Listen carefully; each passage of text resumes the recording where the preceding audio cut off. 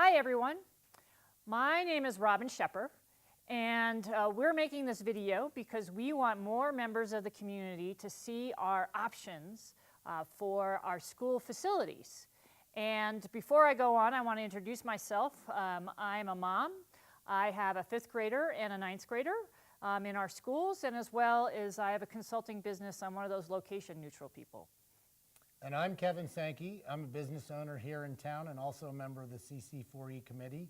I have 3 children in the Steamboat School District. Actually, one of them graduated last year from high school, another one that will graduate this year, and also sophomore. So we've seen the Steamboat School District all the way from elementary through high school graduation. So the reason we're doing this video is that we want to hear from you. So we have a presentation that you'll see. It's about 30 minutes that we're going to go through all the different pathways. And we have an online survey on our website, the cc4e.org. And what we're hoping is that you filled out that survey before May 8th. Because on May 8th, we have to give a presentation of our recommendations to the Board of Education. And we, as the Community Committee for Education, want to make sure that we're representing you. We're not an elected body, but we are a diverse group. We have people from the parent information committees, we have people from the business sector, we have business owners and preschool parents, and we have people, we have a student, and we have people from, we have a teacher rep, and we have a principal and admin rep. So we are like you in the community, but we want to hear from you. We want to make sure that your voice is heard, and that's why we're making this video. So I'm going to go through a little bit about some of the challenges that we face, because when we had the community forums last spring in 2016, a lot of you said to us that don't just tell us what the solutions are, tell us what the problems are. And you were very helpful, because not only did you tell us about some of the challenges that we have in our facilities, but you gave us lots of ideas for policy and communications and demographics. So we actually have subcommittees on policy and accountability, demographics, finance, and programming, and we put together some recommendations that you can also see on our website. But the main thing is I'm going to talk about the challenges, and that's the crux of this video today. So let's talk about the challenges. We really have 2 main challenges in our schools. Our first one is that we're overcrowded. We are at capacity, over capacity at the middle school and the elementary schools. And at the high school, we'll be over capacity in about 5 years. And our next problem 2 really, is that our facilities really need some updates and they need some maintenance. Think about how much technology has changed in the last 10 years, and our schools, Strawberry Park and the middle school, were built in the 1980s, is we really need to have some changes and some updates to those schools. So let's talk about Soda Creek. Soda Creek's capacity is 460, and right now it's 566. So the entire 5th grade is in modulars outside the building. At Strawberry Park, the capacity is 480. They're at that capacity. But they would have been more if Montessori hadn't opened. A lot of those kids went to Montessori. At the middle school, it's also over capacity. And at the October count, there were 50 kids more than capacity. And after the October count, recently, it's 65 kids over the capacity. And at the high school, they are below capacity right now. But the projections are that in about 5 years, it will be over capacity. Let's talk about infrastructure. We need to be compliant with the Americans for Disability Act. And so some of the structures that we have to be compliant. Then in addition, we have need for more infrastructure. We need more electricity, and we need more facilities to handle all the technology that we have.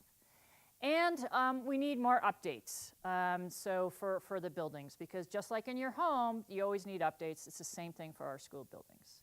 And then the other issue that we have is shared community spaces.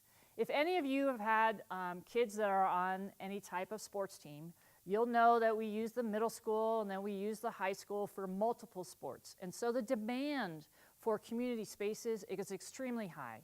And also the high school is not used for just high school productions. We have dance productions, other productions. So the demand for community space is very, very, very high. So that is a challenge that we have. One of the great things that we have at the high school is that the demand for science is really high, but we don't have all the science labs for that demand. So one of the reasons that we're talking about changes in the infrastructure is really to meet students' needs. And then the other piece is funding from the state. So as you know, in the federal government uses our Social Security dollars to help balance our federal budget. Well, our state of Colorado uses academic dollars to balance the state budget. So Steamboat Springs is pretty much shorted since 2011, $2.5 million a year. So that's $17.5 million that we haven't gotten as a accounting measure to try to have more money in the state budget. Now this ruling, or this idea, which is called a negative factor, was taken to the state Supreme Court thinking that, oh, we could get that money back. But the state Supreme Court said, no, that's okay. You can keep doing that. So that's money that we're never going to get back. And what's happened in Steamboat is that the money that we haven't gotten, that $2.5 million, instead of maintenance updates, we've been using that for student-facing activities, whether it's programming, teachers, other activities. But that's a challenge that we have. Again, just like your home, we need to do updates, and we have reduced funding. So it's a challenge that we're trying to address in our different options. So now I'm going to talk to you about historical enrollment, the demographics, and the pathway options that we've considered to solve these problems. Let's first look at historical enrollment. So let's take a look at the graph on the left. If you're going to look 20 years into the future, it's helpful to look 20 years into the past. This graph represents the last 20 years of enrollment in Steamboat Springs. The top line, red line, represents elementary school enrollment. The middle line is the high school enrollment, and the bottom line is the middle school enrollment. And you can see there's some interesting things that happen. Back in the early 1990s, you see a drop in the elementary enrollment while the other two are increasing. Then you see an increase over the course of the next years in elementary, but then the high school enrollment appears to be declining. And it causes you to wonder, well, what's going on here? Well, actually, what you need to look at is by year of birth. So now you can look at the graph on the right, and this readjusts the enrollment based on year of birth. Now that you start to see some commonalities between what's going on. So that decline that you see in the elementary school enrollment, well, 6 years later, guess what? There's a decline in middle school enrollment. And then 6 years later, there's a decline in high school enrollment. The other interesting thing that it shows you is that now you can see over the last 10 years, we've had about a 20% increase in elementary school enrollment. And if you then look at it, you can see that the green and the blue lines, we haven't taken them out all the way to today. That's because those kids haven't reached the middle school or the high school yet. What does that tell us for the future? Very clearly, that these students are already in our elementary schools. They just haven't all reached the middle school or reached the high school. So it's a fair assumption to look at it and realize that what happens in Steamboat is very likely to stay in Steamboat. And those kids are headed toward the middle school and then the high school. So now let's talk about demographics. After looking at historical enrollment, we commissioned a professional demographer to come on and do a study of Steamboat Springs demographics. And there's some interesting things that came out of that report. First and foremost, that despite the recession, the population in Steamboat in the school district continued to increase. While we saw a decrease in the amount of growth, we actually continue to still see an increase in the school district. And there are three main factors that influence enrollment in Steamboat Springs. First and foremost is birth rates. And there's an extremely high correlation between birth rates and enrollment in Steamboat Springs. When you're in a community like this that is small and somewhat isolated from the rest of the state, what starts in Steamboat generally stays in Steamboat. And there's a 90% correlation between the birth rates and then the students that enroll in kindergarten 5 years later. The second main factor is the historical growth trends. And we've been seeing a roughly 1.5% to 2% growth year by year. Those are those location neutral people that moved here. They weren't born here, but they moved here, like Robin, as she mentioned that at the beginning of the presentation, and her 2 children. That shows what happens to a class year over year. So if 20 kids were born here, guess what? Then there's 21, then there's 22, then there's 23. So a class that starts smaller obviously grows year after year. And finally, the other option is competitive school options. If you're down in the Front Range, you might see that Cherry Creek schools steal from Douglas County schools and Douglas County from Jeffco. Up in Steamboat, that generally has not been the case because we don't have that many competitive school options until most recently Montessori opening up. And that has had an impact on our district where they have had 50 students who used to be in Steamboat Springs that are now enrolled in Montessori. And that number is projected to increase over the next 5 years. So let's take a look at where the students in the Steamboat Springs School District are right now. The map that you're looking at represents the K through 5 enrollment currently in the district. And what you can see if you look at the middle part of the map is that all of our schools are clustered in roughly a 1 mile radius. The red star represents the high school, the yellow star represents the middle school, and the purple star represents the 2 elementary schools. So all of our schools are in a very tight cluster. One of the things that came out of all of our community forums was the desire to see more neighborhood schools. So when you see this presentation, you'll see us talk about different locations within the community. And as you can see toward the south in this map, you'll see a yellow star that represents the Whistler neighborhood. Out to the west and north, you'll see a blue star that represents the Heritage Silver Spur Steamboats 2 area. And then sort of in the middle, you'll see a green star that represents Overlook West Steamboat area. The reason that I mention that is that if you look at the clustering of the current populations, you'll see how they fit into 3 main areas. One of them I'll call South Valley. And if you take a line and you draw it from roughly McDonald's to the south end of our district, you'll see there's roughly 234 students that are right in that tight Whistler area around the mountain, and another 87 down to the south of that. So roughly 320, 330 students down to the south of town. There's a large concentration in the downtown or Old Town area, a little bit over 450 students. And then into the north and to the west, it's a little bit more spread out, but also a pretty good concentration with 162 out in that Silver Spur Heritage area, about 92 in the west end or Ace at the Curve type area. And then there's a population obviously up in North Route that quite a few of them go to the North Route schools. So as we present things, you'll see us talk about these clusters and about neighborhood schools. All right, so now let's talk about how do we solve these problems with regards to enrollment and also the facilities improvements that we need that Robin talked about. When we look at the different areas of our schools, elementary school, the capacity issue has been decreased because of Montessori, but we are still over capacity and we're not projected to go back below that capacity. It's been lessened over the last few years, but it is going to be an increase in the future. Middle school is really where we see the biggest problem. And as we go through the presentation, that is a big focus of what our facilities committee looked at. How do we solve the middle school and then have the other schools come into line with that? And then the high school, as Robin mentioned, in about 5 years, because of the growth coming in from the middle school and the elementary schools, we will actually see us reach capacity and then significantly go over capacity in the 5 to 10 year range. So that we have definitely issues that we need to solve in the midterm on that. So what do you do when you have a problem and you've run out of space? Our facilities committee tried to consider every option available. First and foremost, you could choose to do nothing. If you do nothing, there's only one thing you can do, which is put more students in each and every classroom. We looked at that and realized that our community has already voted via the Education Fund Board to fund monies to make sure that we don't exceed what we believe to be the ideal capacities within schools. And that represents roughly 20 in an elementary school classroom and 25 in the upper classrooms. So in this presentation, we've rejected that as an option to do nothing. Secondarily, you can look at temporary classrooms. That's what we have here at Soda Creek. We have the 5th grade out in temporary classrooms. That's generally a solution you use when you see a bubble coming through your school district and you need to solve something on a short-term basis. If you look at the graphs that we're about to show you, you'll see this isn't a short-term problem. This is something we need to solve long-term. So we've also discounted using that as a long-term option. That really leaves us with 3 options. 1, to expand on our current facilities. 2, to reconfigure the grade levels that are in each facility, in effect, moving grade levels from one building to another. Or 3, to build new.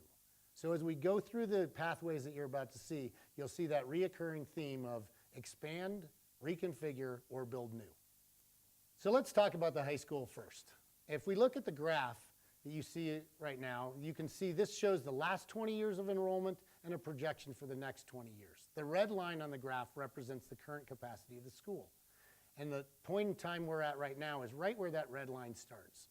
So you can see that currently we are below capacity by 50 to 75 students. But you can see that increasing trend, and in 5 years we're going to reach that capacity. And in roughly 10 years, we could be 100 to 125 students over capacity. We do see a little bit of a decline after that as the recession babies kick in and we see a little bit of declining growth, but then it expands again. And you'll see that in the future it has 3 lines out there that really represent the students who haven't been born yet. So we have a pretty good idea of what could be the class of 2030 in Steamboat Springs, because those kids have already been born and are already living in our community. But past that point, we have to start making projections, and that's where the variability really comes into play. So when we look at the high school, expand, reconfigure, build new. Well, building new is what they proposed in the last bond, so we're not going to talk more about that right now. That was what was in the 2015 bond issue. Reconfigure, there's really only one option if you wanted to take on expanding capacity, and that would be to remove 9th grade from the high school. From an educational perspective, that's been resoundingly rejected across the United States. So those 2 options are really off the table, really leaving us with the idea of how do we expand on the high school to get it, take care of the problems that it needs. A lot of it will be capacity in the next 5 to 10 years, and also the need for specific improvements in classrooms like the science classrooms. So the main place that you could do that at the high school is with a pod expansion. And there is an area behind the high school that has already been identified when it was originally built to add another pod, sort of like the Spring Creek or Emerald pod. This would add roughly 12 to 14 classrooms to the building, allowing you to increase the effective capacity of the school from 875 up to 1,100. This would solve your capacity needs for roughly 20 years. It would allow you to reconfigure within the school to get new science classrooms and new tech facilities. We also would be looking at doing some other things outside the school, such as improving the track around the Gardner Field, as well as new turf, which has reached almost its effective lifetime. Those are the pros to this option. What are the cons? It is a very tight site. There is not a lot of room to expand upon it. There is room for a pod there, but there's not room to do very much else with regards to athletics or other facilities. So let's look at the middle school. Similar to the high school chart, you can see the last 20 years with the current capacity of the school and also the projections for the future. This graph is even more striking than the high school graph. If you look right where that red line begins, you can see we're already over capacity, and in the next 5 to 6 years, we're going to become significantly over that capacity. We will see a little bit of a decline, again, due to that decline in population in the elementaries due to the recessionary births. But then it begins to climb again before we see that split of the students that just haven't been born yet. The key thing to recognize here is that we're over 50 students over capacity today, and we're going to stay over that and, in fact, increase that. The middle school is bursting at the seams, and we need to do something about it. So what are the options for the middle school? Really those 3 things that we talked about: expand, reconfigure, or build new. This is the critical part of everything that facilities is looking at. As I mentioned, what we do at the middle school will affect what we do elsewhere within the district. So expansion of the middle school. How could you do that? Similar to the high school option, to build a pod. The pod would likely be across in the back near where they've done the 6th grade wing already. It would allow you to add roughly 6 or 7 classrooms and expand the capacity from 550 up to 700. This would solve our needs for probably 10 to 12 years. It would allow us to take care of some infrastructure issues there, such as expanding the cafeteria, and also potentially athletic expansions. And you'll hear us talk about the option of having a field house that may alleviate some of the athletic needs in the future. Those are the pros to this option. What are the cons? Again, similar to the high school, that is a very tight building site. While we can do an initial expansion on that, that could take us from 550 to 700, we also need to think out to the future, which is if we expand to 700 now, what do we do next after that? Do we have to make it 2 stories? Do we have to change something else there? Because the site itself might allow us to do something now, but maybe not beyond that. The other issues there is that the entire site in terms of the Strawberry Park Valley with the middle school and Strawberry Park is very tight in terms of congestion. Parking, traffic flow, drop-offs and pickups. There's a lot of students and a lot of parents going in and out of that box, so to speak, every day. However, to do a middle school expansion, again, roughly $10 million. So now let's look at reconfiguration, and we'll show you 2 different options of that. Reconfiguration is taking a grade level out of a building and relocating them in another building. If you look at it from a middle school perspective, if the current middle school is over capacity at 6 through 8, what if we take 6th grade out of the middle school building and relocate them? So the first option of those 2 is to make a middle school campus back in the Strawberry Park Valley, in which case the current middle school building would become just 7th and 8th grade, thus reducing the number of students from the roughly 620 in there right now down to a little bit over 400. Now we're within the capacity and have a little bit of room to grow. What do you do with 6th grade then? The first option takes the 6th grade and the 5th grade that's currently in our elementary schools and puts them in Strawberry Park Elementary, effectively creating a lower middle school on that same campus.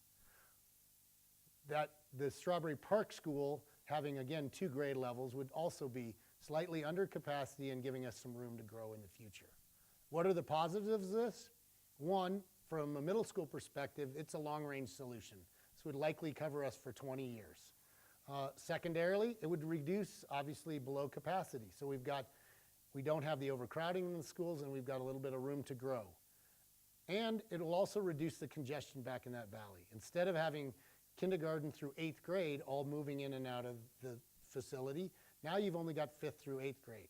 So everything having to do with traffic, parking, pickups, drop-offs is obviously alleviated. What are the cons to it?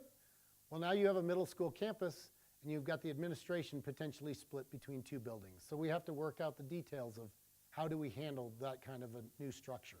Secondarily, we have an excellent middle school right now in our district, and it's in a 6 through 8 configuration. And there obviously is the concern in the administration if you've got something that's working so well, why fix something that's not broken? And we're having ongoing communications with them about what impact this would have on teaching. Because whatever we do from a facility standpoint, we don't want to affect the education of our children. What's the cost of doing a reconfiguration like that? Not a great deal. It's probably in the $8 to $9 million range, as we have to go in and basically retrofit an elementary school and make it more like a middle school for the 5th and 6th graders.